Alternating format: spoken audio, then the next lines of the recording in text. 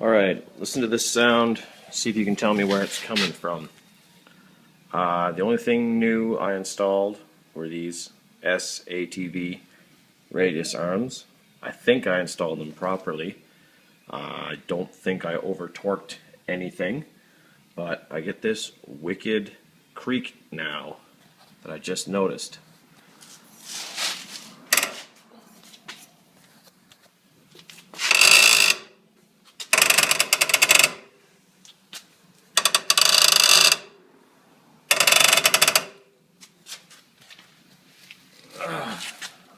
I don't know if it's the piggyback shocks. Been doing some reading. I hear they creak, but this is a new creak. I don't know.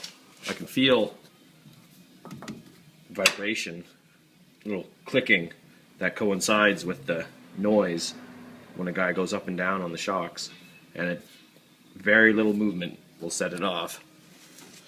Just a few pounds of pressure.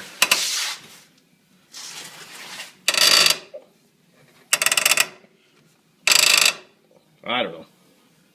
If any of you guys can tell me where it's coming from, I'd appreciate it.